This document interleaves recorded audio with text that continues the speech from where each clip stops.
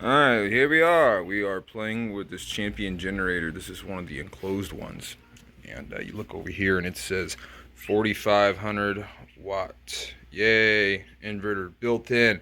So you might have one like this, you might not. But what we're looking at is how to do the oil change today. Overall, this has been an outstanding generator. Self-start, just put it over here, that's the choke, hit the little yellow button, it makes it crank. Then with the starter, you put on that little green thingy right there and it runs. Yeah, good stuff. Been a great generator. I don't regret buying it. It was $1,000, you know. Now you might got yours on a better deal, who knows. But this also does have the pull start as well. This also has the propane thingy where you do that number and you hook up your propane. It can run on either propane or gas. It's quite amazing. Has the handle, of course, that you're seeing. The little handle folds out and stuff like that. And it also has this inline to where you could do a basically in sync, all right, to get more power. All right. Yeah, it's pretty cool. It's pretty cool. I like it. I really do. It has a little gauge up there. Don't throw away your book, because if you throw away your book or misplace your book like I misplaced mine, I'm still looking for it. It'll tell you what all the little codes up here means. Now, I have had this sucker in some tight places. I've had this on my boat, and it does not like tight spaces. It has this really fancy technology that if you have it in tight, close quarters, and you try to run it, it basically says, ain't going there. Shanika, don't go there. You know what I'm saying? So, yeah, you gotta have good ventilation. You know, it picks up on O2, stuff like that, carbon monoxide, yeah, bad stuff. And I believe it has a heat shutdown too. So there's a little thing up here. Oh yeah, look at that. Tells me what kind of oil I need, stuff like that. Really good generator. I really like this. The only complaint is that really, so far as the wheels are so small, and if you're on rough terrain or anything like that, it makes it very, very hard to pull. And so the bottom's probably getting a little banged up on it. Yeah, actually, look. I'll show you. Yeah, bottom's getting a little chewed up, but I am rough on stuff. So it also has these little absorbers down here, by the way. See how the wheels, how it's set perfectly to where the wheels barely touch the surface, but the rubber grommets take a lot of the vibration. Really, really good. Really, really good machine. Can't complain. Probably looking at this. This is an aftermarket exhaust that I have hooked up on my boat. And so I decided to run it on the aft, out by the stern, you know, on the back, right? And this was like a little screen in here, and I still have it. I think it's actually in here. Yeah, I actually kept in this little package. But I took this off, took the screen off. It just wasn't going together.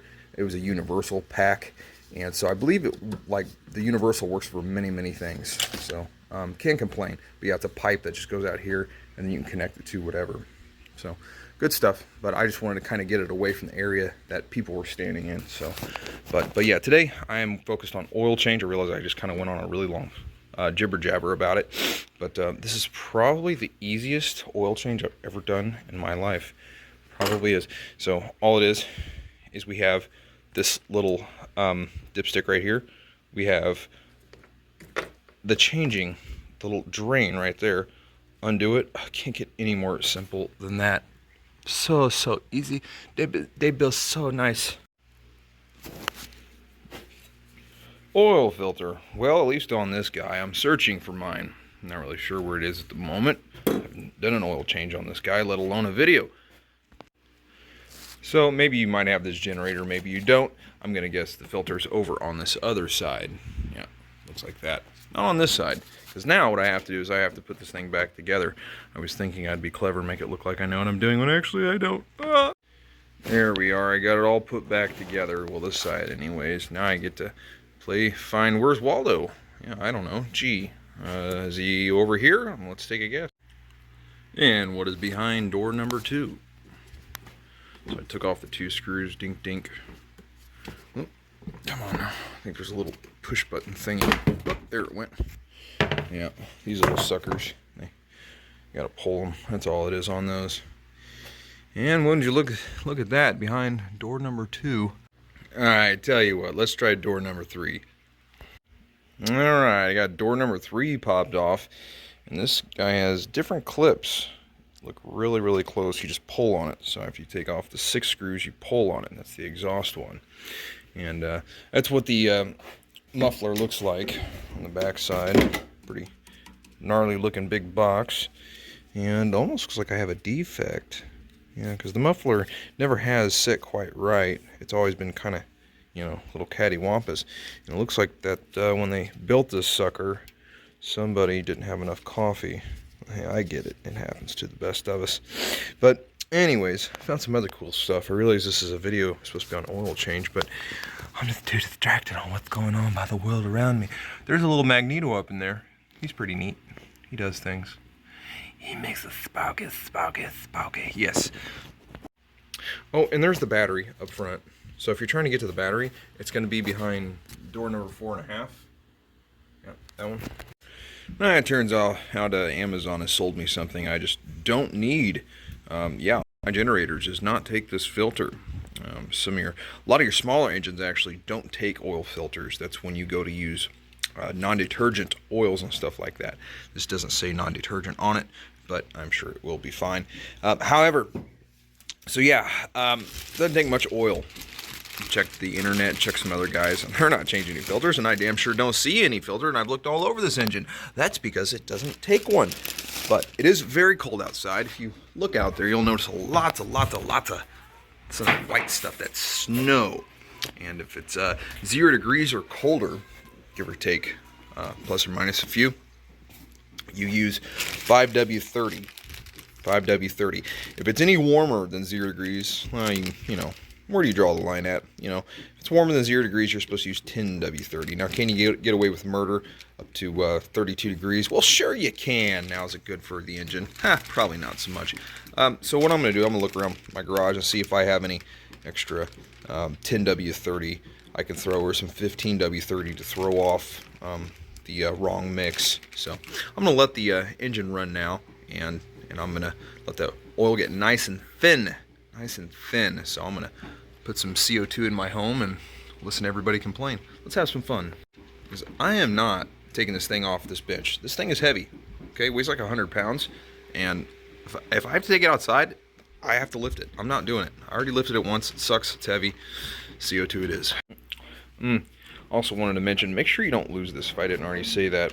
Yeah, because if you lose this, you're going to have a hard time finding a good funnel that will work for this. Now, not to say you can't be creative or anything like that, but yeah. Also noted that the brain of this guy ran off of the actual power being generated itself. It's not ran off a battery. I thought maybe when I flip through this dial, it would show me my hours. And it doesn't. It doesn't do that. Yeah. Doesn't do anything. So I'm going to crank it on. Now I'm going to open my door. Alright, 122 volts, magnificent electricity, 60 hertz. That's good. 0 amps. Yeah, I'm not plugged into anything. 12.7 hours. I went way over. I'm supposed to change my oil, I think, at like 5 hours or something like that. But hey, when you're poor, you're poor. Use what you have, right? We reuse the old. This here is the cover to take out the battery. You need to take out the battery, that's how you get it out. Of course, you got to get up in there and unbolt the thing, and that's on the other side, but then you pull the battery out this way. Oh look, it's charging itself. It said 0.1. Tells me that it's eating some power. Where could that be? On the battery. Yeah, she ain't warmed up yet. Yeah, let's get warmed up now. Let's get warmed up. Ooh, that natty. I should have done that a long time ago. Yeah, then we're gonna put some of that in here. Yeah. Alright, now you tell if the sucker's full or not. Pretty much everybody knows this. If you don't, it's okay. We all learn somewhere.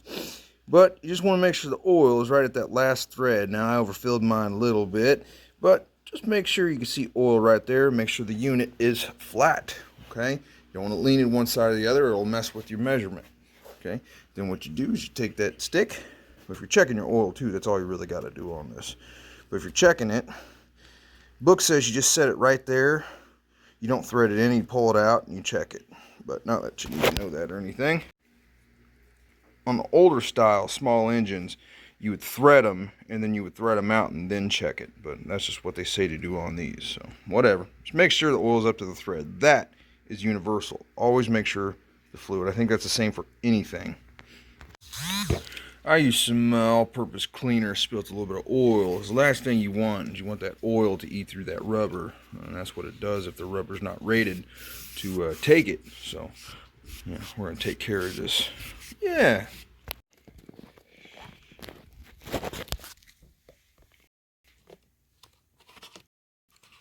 Yeah.